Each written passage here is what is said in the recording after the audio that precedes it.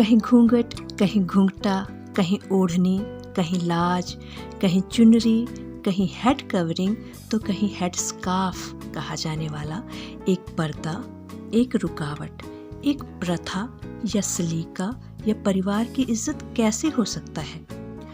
किसी की भी जिंदगी में पर्दा क्या उसकी दिनचर्या को आसान बनाने में मदद कर सकता है? क्या आगे बढ़ने के लिए पर्दा मददगार साबित हो सकता है? आखिर ये घूंघट, ये पर्दा हमारी संस्कृति में आया कैसे?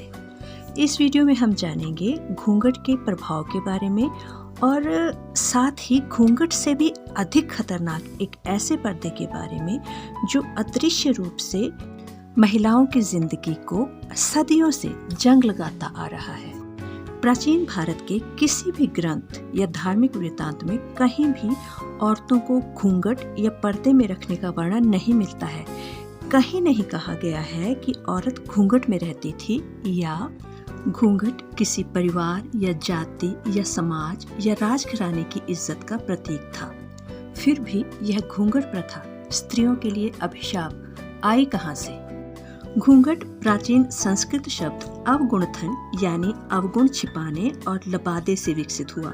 घूंघट के लिए आपने बहुत से शब्द सुने होंगे, जैसे अवगुणथाना अर्थात लबादा घूंघट, उत्तरीय अर्थात कंधे तक घूंघट, अधिकंता यानी गर्दन तक घूंघट, सिरोवस्त्र अर्थात सिर पर घूंघट। शादी से पहले भी लड़की अपने माता पिता और परिवार तथा समाज के बड़े बूढ़ों और अन्य रिश्तेदारों की इज्जत करती है। तब उससे किसी को यह अपेक्षा नहीं होती कि वह घूंघट करे, ना ही घूंघट करने के लिए उसे बाध्य ही किया जाता है। अब तो उसे आगे बढ़ने और अपने पांवों पर खड़ा होने के लिए भी प्रेरित किया जाता है, परंतु शादी तय होते ही उसे नसीहतों से भरे हुए बहुत ही गहन चिंतन के एक विषय को समझाया जाता है, जिसमें घूंघट का गुणगान किया जाता है। हर बड़ा बूढ़ा अपना पराया घूंघट की अहमियत उसे समझाने लगता है। और हाँ, शादी वाले दिन एक घूंघट माँ अपनी बेटी को देती है तो दूसरा घूंघट सासू माँ। हम सब यह क्यों भूल जाते हैं कि जिस लड़की को हम बचपन से संस्कार दे रहे हैं वो संस्कार शादी के बाद भी उसके खून में ही रहेंगे। शादी करते ही कोई विचार या मान्यता उसके लिए नहीं बदल जाएंगे। शादी के बाद ससुराल में मुंह दिखाई की रस्म रखी जाती है। मुंह दिखाने पर दुल्हन को उपहार दिए जाते हैं और फिर उसे घूंघट में ही रहने की सलाह दी जाती है। हाँ, अब बहुत से संभ्रांत और शिक्षित परिवारों में दुल्हन को इस प्रथा से आजाद कर दिया गया है। फिर भी बहुत से परिवारों में घर की दुल्हनों को सिर पर दुपट्टा रखने के लिए बाध्य तो किया ही जाता है। उनके अनुसार दुल्हन अगर सर पर दुपट्टा नहीं ले रही है तो वह उनका अपमान कर रही है। मैं समझती हूँ कि अपमान व सम्मान घूंघट या सर पर दुपट्टा लेने से नहीं बल्कि भाषा व व्यवहार की मर्यादा से ही दिख जाता है। आप किसी पर रिस्ट्रिक्शंस लगाकर सम्मान नहीं पा सकते। हाँ, उसकी नजरों में एक रुकावट अवश्य बन जाएंगे। भारत के बहुत से राज्यों में घूंघट प्रथा थी। खासकर इस्लामिक मुगल साम्राज्य के दौरान महिलाओं को मुगलों की बुरी नजरों से बचाने के लिए पर्दा प्रथा और महिलाओं को घर की चार दीवारी में ही रहने की प्रथा को अपनाया गया था। विद्यापति और चैतन्य दोनों ने ही उल्लेख किया है कि 15वीं और 16वीं शताब्दी में पर्दा प्रथा आम हो गई थी। बहुत से हिंदू समाज सुधारकों द्वारा और सिख धर्म में भी पर्दा प्रथा की आलोचना की गई। गुरु अमरदास जी के समय में अधिकांश वर्गों में पर्दे का पतन देखा गया। 1900 के शुरुआती दशक में अधिकांश शाही और कुलीन महिलाओं ने सार्वजनिक रूप से सख्त घूंघट का त्याग कर दिया। हालांकि रिवाज के लिए संवेदनशीलता दिखाते हुए उनका सर ढका हुआ था। 1940 के दशक तक भारत के कुछ हिस्सों में यह प्रथा बनी रही, फिर धीरे धीरे कम होती गई और हिंदी भाषी क्षेत्रों तक सीमित हो गई। अब औरत को पति के पिता, बड़े भाई, ताया और चाचा जैसे वरिष्ठ व्यक्तियों के सम्मान स्वरूप सिर ढकना अनिवार्य था। दरअसल घूंघट का सीधा और साफ अर्थ था युवा महिलाओं की वृद्ध पुरुषों से बातचीत सीमित करना। 2004 में भारत मानव विकास सर्वेक्षण में पाया गया कि भारत में 55% औरतें किसी न किसी रूप में घूंघट कर रही हैं। राजस्थान में तो अब भी घूंघट का बोलबाला है। अब घूंघट प्रथा के विरोध में बहुत सी बड़ी बड़ी कैंपेन्स चलाई जा रही हैं और राजस्थान में तो जिस पंचायत में एक भी औरत घूंघट न करती हो उसे 25 लाख रुपए का इनाम दिया जाता है। एक औरत होने के नाते मैं समझती हूँ कि एक औरत दिल से अपने बड़ों की इज्जत करती है और छोटों के साथ स्नेह रखती है। बड़ा ससुराल पक्ष से है या मायके की ओर से, इस बात का वह कभी भी अंतर नहीं करती है। हमारे समाज में कुछ से मेरा अर्थ है बहुत ही कम संख्या में ऐसे लोग हैं जो अपने अंदर औरतों के लिए बहुत ही गलत भावनाएं लिए हुए घूमते हैं और वही लोग अपनी कमजोरी को छुपाने के लिए औरतों को पर्दा करने के लिए मजबूर करते हैं। कपड़े का पर्दा तो फिर भी दिख जाता है, परंतु हमारे समाज में औरतों के लिए एक अदृश्य पर्दा भी लगभग हर घर में मौजूद है, जो महिलाओं की उन्नति के लिए इस दिखाई देने वाले घूंघट से भी कई गुना अधिक खतरनाक और अवरोधक है। एक लड़की जो पढ़ाई लिखाई के साथ छोटे मोटे घर के काम कर लेती थी और अपनी जिंदगी को दिशा देना चाहती थी, एक सुयोग्य वर मिलते ही उसकी शादी कर दी जाती है।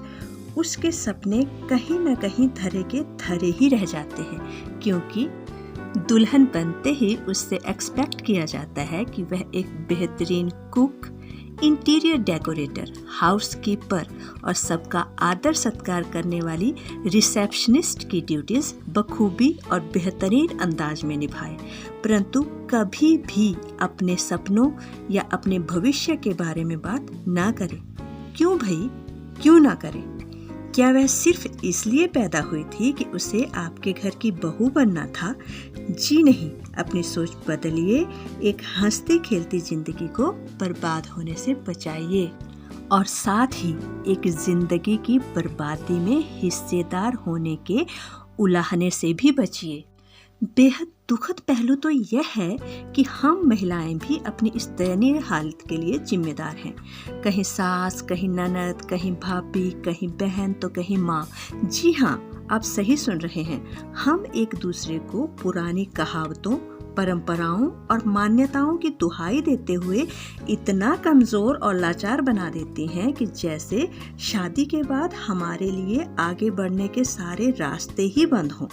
हम अपने बेटों को तो हर मुसीबत का सामना डट कर करने और हमेशा आगे बढ़ते रहने की हिम्मत देते हैं, लेकिन वहीं बेटियों और बहुओं को कभी बड़ों की इज्जत के लिए, कभी बच्चों की सही परवरिश के लिए, तो कभी घर की बेहतरी के लिए बेड़ियों में जकड़ देती हैं। समाज में जब स्त्री पुरुष को समान अधिकार हैं, तो परिवार में जिम्मेदारियां और आगे बढ़ने के अवसर भी बराबर ही मिलने चाहिए। सबसे अफसोसजनक बात तब होती है जब पुरुष के बराबर पढ़ी लिखी और बराबर ही नहीं अधिक मेहनत करने वाली स्त्री को सालों तक पारिवारिक जिम्मेदारियां निभाने और परिवार के हर बंधन के दायरे में रहने के बाद भी उलाहना मिलता है कि आखिर पढ़ लिख कर तूने किया ही क्या। अगर मैं कहीं गलत हूँ तो क्षमा कीजिएगा, लेकिन शादी तय करने से पहले लड़की से उसके भविष्य की योजनाओं के बारे में भी बात करना आवश्यक समझें, क्योंकि एक लड़की को घर में कैद करके आप केवल उसके या उसके परिवार वालों की नज़रों में ही गुनहगार नहीं बन रहे, अपितु भगवान के दंड के भी अधिकारी बन जाएंगे। शादी एक पवित्र बंधन है। यह दो लोगों का ही नहीं तो परिवारों का भी मिलन होता है। इसमें कोई बड़ा या छोटा नहीं है। दो परिवारों के बच्चे शादी करके अपनी जिंदगी का एक अहम पड़ाव पार करते हैं। उनको अपने प्यार और सहयोग का आशीर्वाद दें और उनकी समस्याओं के समाधान में सहायक बने, रुकावट नहीं।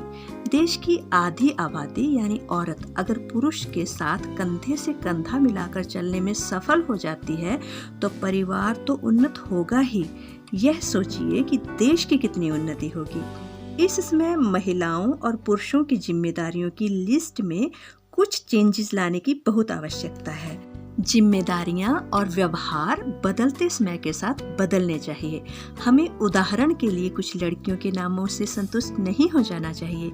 हर लड़की और हर औरत को दृश्य और अदृश्य घूंघट रूपी जंजीरों से बाहर निकालकर खुले वातावरण में अपने आप को ढूंढने का मौका देना चाहिए। लड़कियों और महिलाओं को निर्भर और डरपोक नहीं, आत्मनिर्भर और सशक्त बनना होगा और समाज की अन्य कुप्रथाओं को दूर करने में भी भरपूर योगदान देना होगा। धन्यवाद दोस्तों। वीडियो पर आपके कमेंट्स के थ्रू आपकी राय अवश्य जानना चाहूँगी। अगर वीडियो आपको अच्छी लगी है तो लाइक कर दें, अपने दोस्तों में शेयर कर दें और मेरे चैनल को सब्सक्राइब भी कर लें ताकि हमारा साथ यूं ही बना रहे।